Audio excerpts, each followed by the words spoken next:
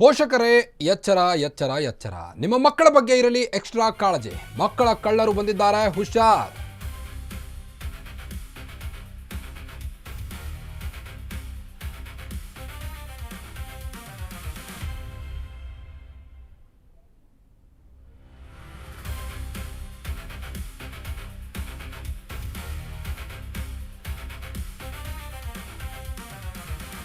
Parents are be careful. ಪೋಷಕರೇ ಎಚ್ಚರ. ನಿಮ್ಮ ಮಕ್ಕಳ ಬಗ್ಗೆ ಕಾಳಜಿ ಇರಲಿ, ಎಕ್ಸ್ಟ್ರಾ ಕಾಳಜಿ ಇರಲಿ. ಮಕ್ಕಳ ಕಳ್ಳರು ಬಂದಿದ್ದಾರಂತೆ, ಹುಷಾರಾಗಿರಬೇಕು. ನಿಮ್ಮ ಮಕ್ಕಳನ್ನು ಹೊರಗಡೆ ಬಿಡತಕ್ಕದ್ದು. ನಿಮ್ಮ ಮಕ್ಕಳ ಬಗ್ಗೆ ಎಕ್ಸ್ಟ್ರಾ ಕಾಳಜಿ ಇರಬೇಕು. ಮಕ್ಕಳ ಕಳ್ಳರು ಮತ್ತೆ ವಕ್ಕರಿಸಿದ್ದಾರೆ. ಮಕ್ಕಳ ಕಳ್ಳರು ಚಾಕ್ಲೇಟ್ ಮತ್ತು ಚಿಪ್ಸ್ ಆಸೆಯನ್ನು ತೋರಿಸಿ ಮಕ್ಕಳನ್ನು ಕಿಡ್ನ್ಯಾಪ್ ಮಾಡ್ತಾರಂತೆ. ಸಿಸಿಟಿವಿಯಲ್ಲಿ ಸೆರೆಯಾಗಿದೆ ಮಕ್ಕಳ ಕಳ್ಳರ ಕೈಚಳಕ. ಈಗ ಚಾಕ್ಲೇಟ್ ಮತ್ತು ಚಿಪ್ಸ್ ಕೊಡುವುದಾಗಿ ಮಕ್ಕಳಿಗೆ ಆಮಿಷವೊಡ್ಡಿ ಮಕ್ಕಳನ್ನು ಕಿಡ್ನ್ಯಾಪ್ ಮಾಡಿ ಅಲ್ಲಿಂದ ಪರಾರಿಯಾಗ್ತಾರೆ. ಆ ಒಂದು ದೃಶ್ಯ ಈಗ ಸಿಸಿಟಿವಿಯಲ್ಲಿ ಸೆರೆಯಾಗಿದೆ.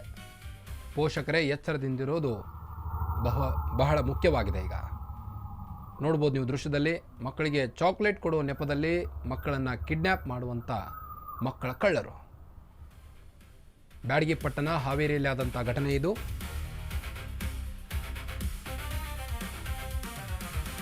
ಮಕ್ಕಳನ್ನು ಕಿಡ್ನ್ಯಾಪ್ ಮಾಡಲು ಯತ್ನಿಸಿದ ಬೈಕ್ ಗ್ಯಾಂಗ್. ಚಾಕ್ಲೇಟ್ ಆಸೆ ತೋರಿಸಿ ಕಿಡ್ನ್ಯಾಪ್ಗೆ ಕಿರಾತಕರು ಯತ್ನಿಸಿದ್ದಾರೆ. ಬ್ಯಾಡಗಿ ಪಟ್ಟಣದ ವೈಭವ ಲಕ್ಷ್ಮಿ ಬಡಾವಣೆಯಲ್ಲಿ ಆದಂಥ ಘಟನೆ ಇದು. ಹಾವೇರಿಯ ಬ್ಯಾಡಗಿ ಪಟ್ಟಣದಲ್ಲಿ ಬೈಕ್ನಲ್ಲಿ ಬಂದು ಮಕ್ಕಳಿಗೆ ಚಾಕ್ಲೇಟ್ ಆಸೆಯನ್ನು ತೋರಿಸಿದಂಥ ಗ್ಯಾಂಗ್ ಅಪರಿಚಿತ ಬೈಕ್ ಸವಾರನನ್ನು ಕಂಡು ಓಡಿದ ಮಕ್ಕಳು. ಕಳ್ಳರ ಕೈಚಳಕ ಸ್ಥಳೀಯ ಮನೆಯೊಂದರ ಸಿಸಿಟಿವಿಯಲ್ಲಿ ಸೆರೆಯಾಗಿದೆ. ಬ್ಯಾಡಗಿ ಪಟ್ಟಣದ ಸಾರ್ವಜನಿಕರಲ್ಲೀಗ ಆತಂಕ ಮನೆ ಮಾಡಿದೆ. ಈ ಹಿಂದೆಯೂ ಕೂಡ ಇದೇ ರೀತಿಯಾದಂತಹ ಮಕ್ಕಳ ಕಳ್ಳರ ಹಾವಳಿ ಹೆಚ್ಚಾಗಿತ್ತು. ಆಗಲೂ ಕೂಡ ಅದೆಷ್ಟೋ ಮಕ್ಕಳು ಕಿಡ್ನ್ಯಾಪ್ ಆಗಿರುವಂಥ ಶಂಕೆ ವ್ಯಕ್ತವಾಗಿತ್ತು. ಇದರ ಮಧ್ಯೆ ಈಗ ಮತ್ತೆ ಮಕ್ಕಳ ಕಳ್ಳರ ಹಾವಳಿ ವಕ್ಕರಿಸಿದೆ ರಾಜ್ಯಕ್ಕೆ. ಹಾವೇರಿಯ ಬ್ಯಾಡಗಿ ಪಟ್ಟಣದಲ್ಲಿ ಮಕ್ಕಳ ಕಳ್ಳರು ಮತ್ತೆ ವಕ್ಕರಿಸಿದ್ದಾರೆ. ಚಾಕ್ಲೇಟ್ ಚಿಪ್ಸ್ ಆಸೆ ತೋರಿಸಿ ಮಕ್ಕಳನ್ನು ಕದೀತಾ ಇದ್ದಾರೆ, ತಮ್ಮ ಕೈಚಳಕವನ್ನು ತೋರಿಸ್ತಾ ಇದ್ದಾರೆ. ಈ ಎಲ್ಲ ದೃಶ್ಯವು ಸಿಸಿಟಿವಿಯಲ್ಲಿ ಸೆರೆಯಾಗಿದೆ. ಪೋಷಕರೇ ಬಿ ಕೇರ್ಫುಲ್ ಆಗಿರಿ.